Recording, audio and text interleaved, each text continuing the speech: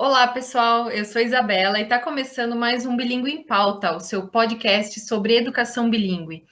Neste episódio, vamos discutir sobre habilidades socioemocionais e o desenvolvimento infantil. Acompanhe o nosso bate-papo e fique por dentro desse assunto.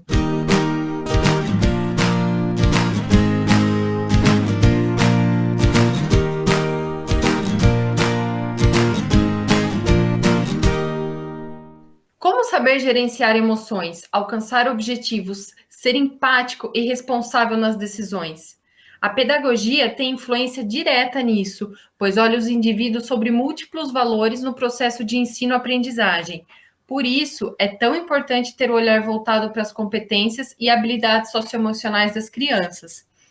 Então, para falar sobre esse assunto, convidamos a pedagoga e especialista em educação infantil, Luciana Arfelli, a especialista em metodologia do ensino de língua inglesa e pós-graduanda em educação bilíngue, Priscila Lucena, e também a professora e psicóloga Fernanda Saraiva, para debaterem esse assunto. Meninas, sejam bem-vindas. Obrigada, Isa. Olá, obrigada. Oi, Isa, eu que agradeço o convite. Maravilha, meninas. Então, para começar a falar sobre esse tema, quais são as habilidades socioemocionais que as crianças devem desenvolver? As competências socioemocionais, que têm sido apontadas como imprescindíveis à formação integral, se relacionam a 5 campos: autoconhecimento, autocontrole, automotivação, empatia e habilidades de relacionamento. E esses campos, eles estão relacionados aos 4 Cs da educação, que é comunicação, criatividade, curiosidade e criticidade. Eu entendo que, falando das habilidades socioemocionais, inevitavelmente falaremos da BNCC, né? A BNCC coloca como essencial que os alunos, por exemplo, saibam respeitar e expressar seus sentimentos e emoções, atuar em grupo, respeitando a diversidade, solidarizando-se com os outros, conhecer e respeitar regras de convívio social, manifestando respeito pelo outro. Isso significa que o olhar para o aprendizado do aluno dentro da escola deixa de ser somente cognitivo e fixo num tempo de exposição, que é esse tempo que passamos na vida escolar, e passa a ser um olhar integral, olhando aquisições emocionais e sociais como parte fundamental de uma vida democrática e autônoma para o futuro e presente na escola. Fica mais claro, então, que as habilidades socioemocionais, elas não são conceitos aprendidos somente cognitivamente, no sentido de que eu entendo quais são esses conceitos que eu acabei de mencionar, né? Mas eles também são aprendidos emocionalmente. Então, há que haver um espaço emocional, um contingente emocional para que essas habilidades sejam vivenciadas significativamente. Então, o cognitivo diz o que e o emocional diz como. E é por isso que a mesma escola, a mesma aula, a mesma dinâmica pode afetar pessoas de maneiras tão distintas, né? Por isso que uns colocam o que aprendem em prática e outros não, né? Huxley disse que nossa experiência está menos ligada ao que acontece conosco e mais ao que fazemos acontecer conosco. E isso quer dizer, então, que é a experiência que eu tiro daquilo que acontece comigo, né? Como eu entendo, eu conceituo o que acontece comigo. E então, para finalizar, acho que é importante destacar que nós estamos falando de um processo. Desenvolver competências é como iniciar uma jornada, como adquirir uma nova língua, né? É preciso exposição constante, conteúdo significativo e contextualizado, que demanda prática e exercício, aprendizado evolutivo construtivista, resultados que são aí de médio a longo prazo. Perfeito, Fer. E como o processo pedagógico influencia o desenvolvimento dessas competências socioemocionais?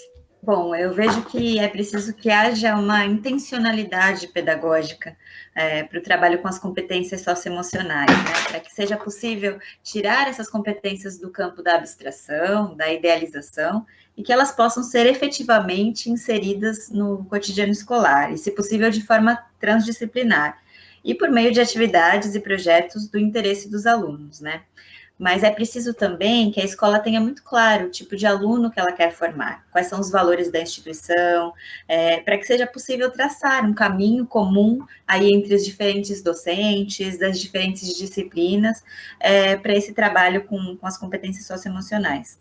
E aqui eu acho importante reforçar o óbvio, né, que é a importância desse professor, da formação e do preparo desse profissional, mas eu quero destacar também algo não tão óbvio, né, mas que é igualmente essencial, que é o papel fundamental da gestão da escola. Quando o gestor, quando a coordenação pedagógica, quando eles abrem espaço em reuniões pedagógicas, em encontros de formação, para que os professores discutam entre si, pensem juntos, troquem ideias, experiências, para que possam articular o trabalho entre as diferentes áreas, disciplinas, né, para que eles possam até mesmo ter a chance de olhar para si e ver quais competências socioemocionais podem ser trabalhadas por eles mesmos, né, e pelo grupo, no coletivo, aí sim há mais chances de que esse trabalho com as competências socioemocionais possa sair da idealização e virar prática, virar realidade mesmo dentro da escola. Legal. E de que forma que a escola ela pode trabalhar as habilidades socioemocionais das crianças? Penso que não é necessário um programa específico, sabe, Isa? Nem parar o que acontece para trabalhar isso. As habilidades, elas devem ser trabalhadas ali no dia a dia. Você quer um ambiente mais propício para isso do que a própria escola? Não tem. O que a gente chama de chão de escola é um cenário muito rico. As habilidades socioemocionais, elas são aprendidas na prática, sobretudo na educação infantil.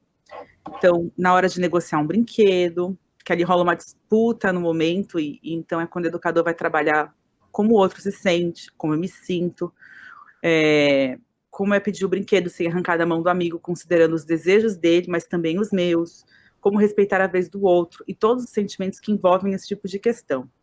E por aí vai, né? O tempo todo acontecem situações que devem ser consideradas e trabalhadas. Tem um livro chamado A Ética na Educação Infantil, o Ambiente Sociomoral na Escola, que fala sobre como devemos construir um ambiente sociomoral. Isso quer dizer que no cotidiano que aprendemos sobre nós, os outros, a conviver, a pensar sobre o que sentimos, a comunicar sobre isso, a escutar o que o outro sente, dizer o que a gente sente, negociar, pensar juntos sobre soluções de problemas, e aí vai. O que a escola precisa é enxergar nisso um valor, porque é no conflito que nós nos desenvolvemos e desenvolvemos alguns pilares das habilidades socioemocionais nesse sentido. E por conflito, aí eu vou recorrer ao Jesus Jares para definir, que ele diz que é um processo de incompatibilidade entre pessoas, grupos ou estruturas sociais, por meio do qual se afirmam ou percebem interesses, valores e até aspirações contrárias. Então, o conflito ele é muito associado à violência, mas a violência é uma forma negativa do conflito de se manifestar. Os conflitos, na verdade, eles são inevitáveis e são benéficos, porque é por meio do conflito, por meio do convívio com o outro, é que a gente se desenvolve. É muito interessante mesmo. E na educação bilíngue, essas competências, elas são trabalhadas da mesma forma? São sim, claro que são. Se a gente entende educação bilíngue como uma forma de ser e estar no mundo em duas línguas, e a gente entende que usar a língua é agir no mundo, sempre falo isso, né? Então, a educação bilíngue, ela vai trabalhar essas habilidades, ela prevê isso, né? Lembrando que um dos benefícios da educação bilíngue é a gente desenvolver a tolerância linguística e apreciar a diversidade que está aí em todo lugar. E aí a gente tem um olhar mais empático, uma busca de equidade e respeito. E aí, se eu trabalho essas competências também, pensando nas habilidades socioemocionais, a educação bilíngue sem dúvida, consegue trabalhar com tudo isso junto. Sim, e no começo da nossa conversa, a Fer até mencionou, né, que é difícil falar das competências socioemocionais, né, sem mencionar a BNCC. Eu gostaria que vocês citassem de que forma que as competências socioemocionais aparecem na BNCC. Bom, uma das grandes conquistas, ao meu ver, da BNCC foi ter trazido o desenvolvimento das competências socioemocionais para dentro da escola. E isso é um movimento muito importante, porque traz o social e o emocional para junto do cognitivo, né, como aprendizagens também essenciais para as crianças e para os adolescentes. Então, no documento da base, as competências socioemocionais estão presentes em todas as competências gerais, né? Nas 10 competências gerais. As competências socioemocionais não aparecem separadamente, como competências separadas. Não há esse tipo de indicação. Aqui estão as competências socioemocionais e elas devem ser trabalhadas dessa forma. Isso não aparece na base, né? O que a base nos diz é que elas devem permear todo o trabalho, de modo que o aluno possa desenvolver autoconsciência, autogestão, consciência social, habilidades de relacionamento, tomada de decisão responsável, como a Fernanda bem colocou aí logo no início da nossa conversa, né? Então, de certa forma, fica um tanto subjetivo, né? Então, como deve acontecer esse trabalho? Já que ele não está explícito, mas ao mesmo tempo deve permear todas as outras competências. Então, de que forma isso vai acontecer? Então, eu vejo que planejar, avaliar, medir o trabalho com as competências socioemocionais não é assim tão óbvio. Na educação infantil, isso aparece de forma um pouco mais visível, digamos assim, né? E aí, bem dentro do exemplo que a Priscila deu, de respeitar a vez do outro, né? De como compartilhar um brinquedo. A base para a educação infantil traz, por exemplo, que as crianças devem ser capazes de respeitar e expressar sentimentos e emoções, atuando com progressiva autonomia emocional, a atuar em grupo e demonstrar interesse em construir novas relações, respeitando a diversidade e solidarizando-se com os outros, conhecer e respeitar regras de convívio social, manifestando respeito pelo outro. Mas, de uma forma geral, aí englobando também os outros segmentos, né, fundamental e médio, é necessário que o educador, e aí eu trago novamente a importância da formação desse professor, é preciso que esse educador encontre oportunidades para desenvolver essas competências nas suas atividades, nos seus projetos, e, de fato, incorporar o desenvolvimento socioemocional das crianças, dos alunos, ao seu trabalho, ao cotidiano da escola. E para a escola estar em consonância com a BNCC, um ajuste apenas de currículo é o suficiente? Como eu comentei, Isa, não é apenas ajustar currículo e projetos, é preciso vivenciar as questões no dia a dia. Os conteúdos atitudinais, eles estão diretamente ligados a isso e é impossível prever com toda certeza quais conteúdos precisam ser trabalhados, porque eles emergem nas situações do cotidiano.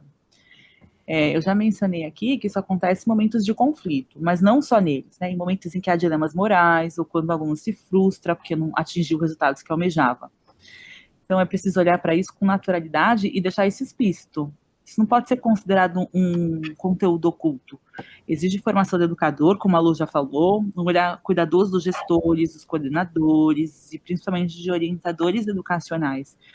Todos os profissionais que lidam com os alunos na escola, eles precisam aproveitar toda e qualquer oportunidade para que os alunos se desenvolvam nessas questões. Aqui não cabe fazer vista grossa, ignorar porque os outros conteúdos ficarão atrasados. É preciso deixar claro que isso é um valor para a escola e explicitar isso para as famílias também. E pensando de uma forma mais ampla, né? Como que um indivíduo que teve essas habilidades socioemocionais bem trabalhadas, né, desde a infância, como que ele pode ver esses benefícios no seu futuro, né, na sua vida?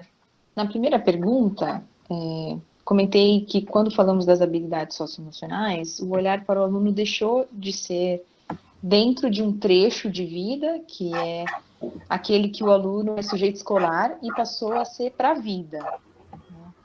Por quê? Primeiro porque o olhar integral, que vai além da esfera cognitiva e informacional, faz com que olhemos para o aluno e que ele mesmo se olhe, se veja como um sujeito que transita momentaneamente pela escola, mas que está fadado a viver em sociedade consigo mesmo para o resto da vida. Então, o indivíduo deixa de ser alguém que se desenvolve com uma meta fixa e passa a ser alguém cuja meta é se desenvolver. É meio filosófico, não sei se ficou claro. Mas essa mudança de perspectiva, ela muda todo o cenário, né? E depois, porque quando falamos assim da vida escolar, deveríamos falar dos ensaios que fazemos para desempenhar um papel adulto, que em termos de tempo ocupa a maior parte da nossa vida, né? Então nós temos uma vida muito maior vivendo como adultos do que esse período escolar, né? E existia esse olhar para o conteúdo do currículo escolar, mas não para as questões socioemocionais, que agora também são curriculares. Então, conheço muitas pessoas que não eram, por exemplo, alunos exemplares, quando você olhava o boletim, mas tinham uma grande habilidade emocional ou social, e que hoje têm por exemplo, grande êxito profissional por causa dessas competências emocionais e sociais.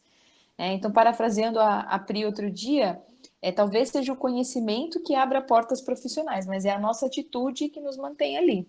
Olha, perfeita aí a referência, muito legal.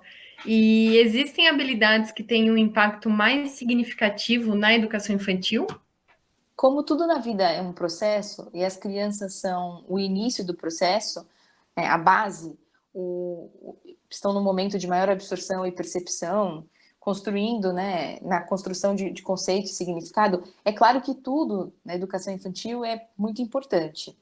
E é exatamente por isso que, quando você falou de impacto significativo, eu pensei nos professores. Eu não sei se a sua pergunta foi exatamente nesse sentido, mas quando eu escutei, me veio isso. O mais significativo na educação infantil são os professores. A qualidade, o comprometimento e a intencionalidade do professor, como a Lu comentou lá atrás. Os professores estão sendo chamados, e isso estão, lógico, constantemente sendo chamados, mas entendo que nesse momento isso está ainda mais evidente, para pensar uma educação diferente da educação que vivemos, que nós, professores, como alunos, vivemos, né? E isso requer um esforço extra, então, porque nós temos que transformar os nossos comos e propor algo que nós não vivemos enquanto criança, mas que temos que viver agora enquanto adultos, porque não só as crianças são excelentes leitoras, como para sermos exemplos para eles, as nossas atitudes elas têm que ser muito consistentes. E para isso é preciso que tenhamos nossas crenças, nossas percepções, os nossos conceitos realmente transformados. Então, temos que ser, como professores, a mudança que nós queremos ver. E é claro que nós erraremos, né? Erramos. É claro que para isso nós também estamos num processo. E como tal, como qualquer processo, leva tempo. E aliás, eu vou mudar o ângulo. Nós melhoramos com o tempo, né? Nossa profissão é uma profissão que melhora com o tempo.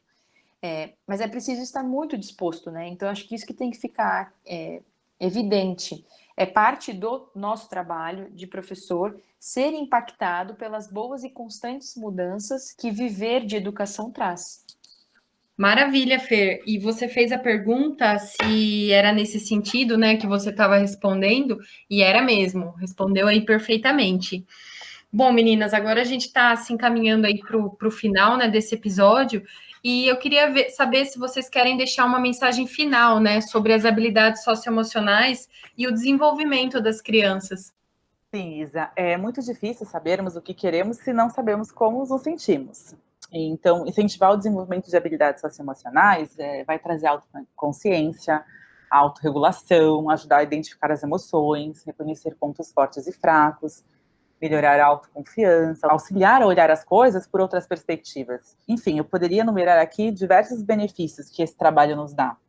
Se levado em consideração desde cedo, ajuda a criança a se conhecer, apreciar a diversidade, se automotivar, se comunicar melhor e construir relacionamentos melhores e mais afetuosos no futuro. Pois é, Pri, concordo. E eu vejo que a nossa geração aqui de pessoas na faixa dos 30, 40 anos, e as gerações anteriores, muito mais, né? Mas eu vou falar aqui da nossa, é uma geração marcada por falta de escuta, por não ter sido ensinada a compreender, aceitar e saber expressar os sentimentos. É uma geração que foi ensinada justamente o oposto, né? Assim, a não aceitar algumas emoções, né? A classificar emoções e sentimentos como bons e ruins, e aí colocando para baixo do tapete tudo que é considerado ruim. Só que isso não fica lá debaixo do tapete para sempre, né? Todos nós acabamos enfrentando os reflexos de não termos aprendido a lidar com as emoções. E esses reflexos acabam aparecendo aí em maior ou em menor grau. Nós não fomos educados para sermos assertivos. Eu penso que talvez essa nossa falta de vivência do desenvolvimento das nossas próprias competências socioemocionais seja um dos maiores desafios para que possamos desenvolver um trabalho competente com as nossas crianças, com os nossos alunos, e eu penso que e vai ser ainda aí um grande desafio, um bom desafio aí para todos nós. Muito bem. Eu concordo com o que as meninas colocaram, então eu vou finalizar citando Gerald Grohl, que define aprendizes autodirigidos como aqueles que são capazes de analisar a si mesmos, sua cultura e seu meio para entender como separar o que sentem do que deveriam sentir, o que valorizam do que deveriam valorizar e o que querem do que deveriam querer. Eles desenvolvem pensamento crítico, a iniciativa individual e um sentido de si mesmos como co-criadores da cultura que os molda. E essa frase, né, esse pensamento, isso que ele está expressando, não é algo que acontece da noite para o dia. Para algumas pessoas, ainda não aconteceu, mesmo sendo adultos. Então, é preciso rigor na permanência da proposta. Então, acho que eu finalizo falando: pais, professores, educadores em geral, não desistam dos seus propósitos. Todo o nosso esforço para promover autonomia e pensamento autoformador é valioso demais e deve prevalecer. Que bacana, né? Uma mensagem muito, muito legal aí para se deixar mesmo no final. Bom, meninas, e como sempre, o nosso bate-papo traz contribuições fantásticas, né? Eu agradeço, Lu, Fer e Pri, muito obrigada aí pela participação de vocês mais uma vez. Eu que agradeço, obrigada pelo convite. Obrigada mais uma vez, Isa. Obrigada, Isa, foi muito bom. E você, gostou? Acompanhe nossos próximos episódios do Bilíngue em Pauta e mergulhe nesse universo da educação junto com a gente. Cada episódio, um assunto novo e sempre com convidados que têm muita bagagem no setor. Até o próximo!